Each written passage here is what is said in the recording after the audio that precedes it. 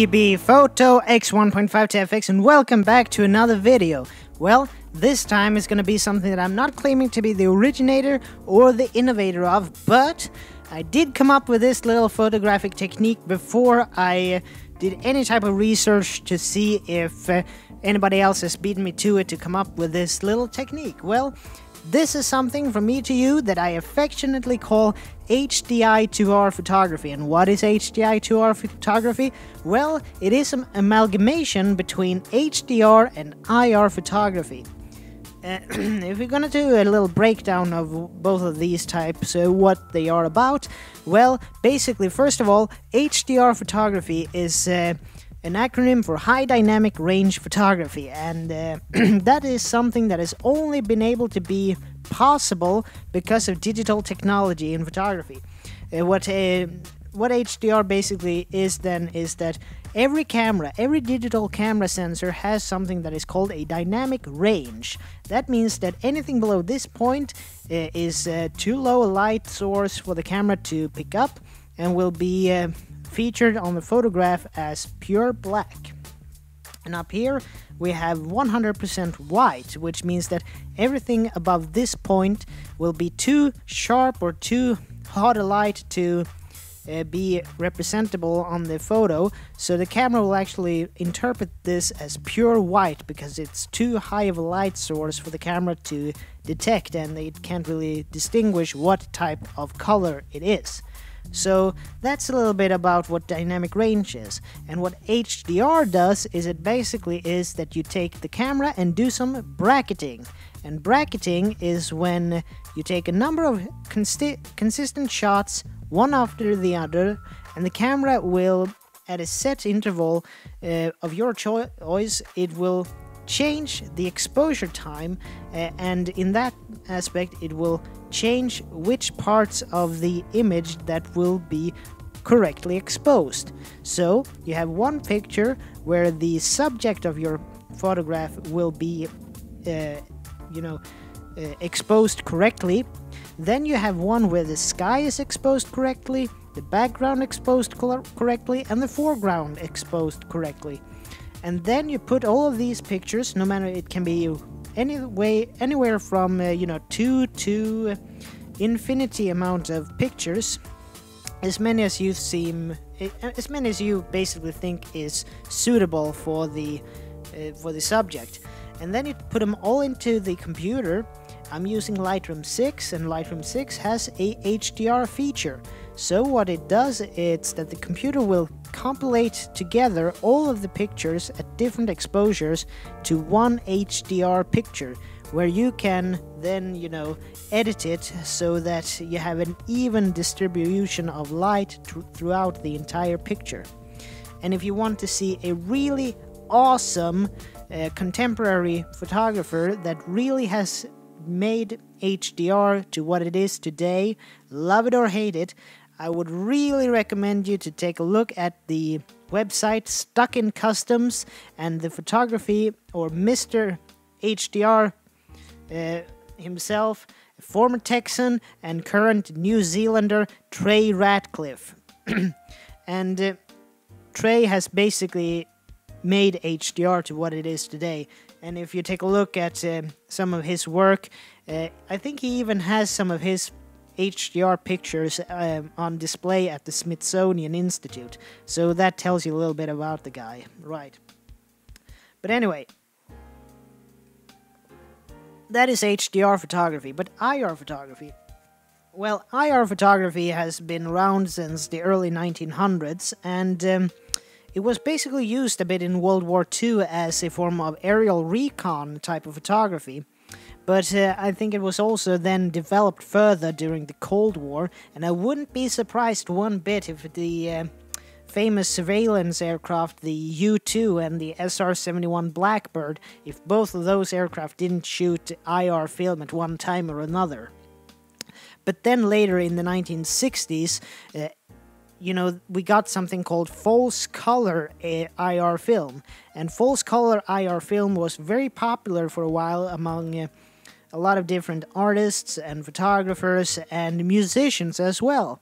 So maybe one of the most iconic false color IR photographs is this.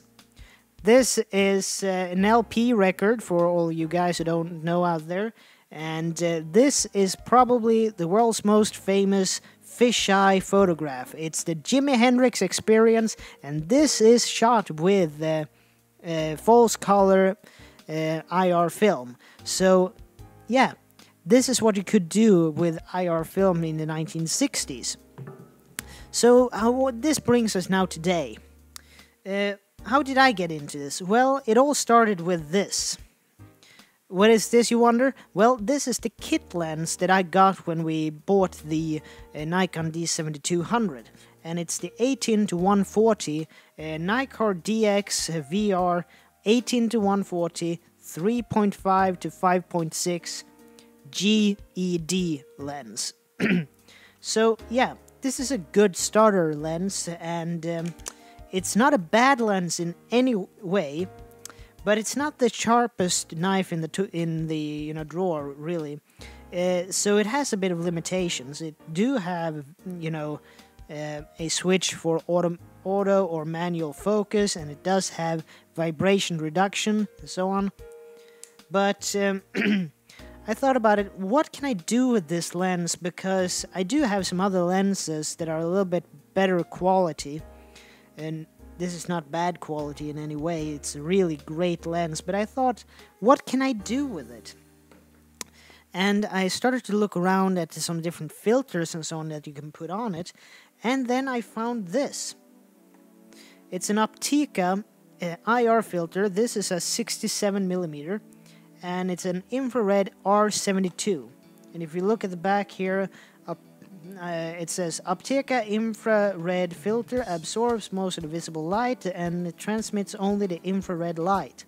The Optica R72 filter passes only infrared rays above 720 nanometers, often used in crime detection, medical photography, detection of distribution of vegetation, etc. Okay, so basically this is an IR pass filter or an IR filter.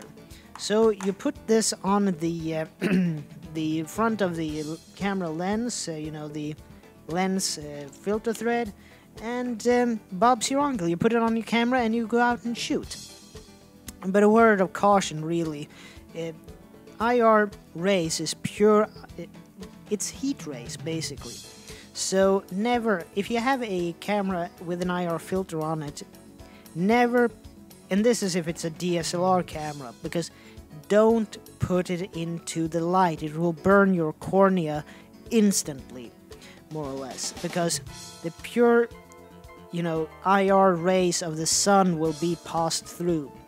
But if you have something that is sunlit, so if you're shooting with the IR filter, it's a good idea to always shoot with the sun at your back. But there is always exceptions and so on. So if you're going to shoot when the sun is in front of you, tip is to use either live view or do the composition of your shot and put on the IR filter before you take the shot. And that's basically how I do it most of the time, that I frame up the shot, put on the IR filter, and basically screw it on, and then you take the photos. And what you should be a little bit, what you should know about the IR filters is that they will block up to 3 f-stops of light. So you have to take your, non-filtered shutter speed and make it 3 times slower in order for it to be correctly exposed with the filter attached. And then you have to bracket from that point. And yeah, that's basically how it's done. And what you need to do when you edit the pictures later in Lightroom or Photoshop or whatever type of photo editing software of your choosing, look for bright spots or hot spots. That's something that has always been kind of a problem with IR photography, even from the film days. Because when you do IR photography, you can have hot spots. That is spots in the photograph where IR rays have been much more concentrated than others. Usually it's around the center of the image you can get a bright spot. And that's not that your camera is broken or anything wrong in that aspect. It's usually because you have a hot spot and you need maybe to take a new exposure that is a little bit different. So when I do this, I'm usually using my camera with a remote shutter. And I think I've had some other videos where I show it, but either that or you can use timer mode, or yeah, it's up to you. Mirror up mode is a good way to go as well. So yeah, I'm gonna show a little bit of pictures about how my current experimentation with HDI2R photography. So all in all, that's all for me, and this is Tobias Bergström from T.B.Photo. Oh, wait a minute. If there is interest in this, I might do a tutorial in the future, both how to take the pictures and how to edit them in Lightroom. So if there's any interest about that out there, put a comment in the link below, and I'll be more than happy to do a tutorial about it. But that is if there is any interest in it out there, basically. So I'm putting it up to you. So basically, this is Tobias Bergström from T.B.Photo X1.5 to FX, and I would like to see you guys in the next video. Take care from now. Bye.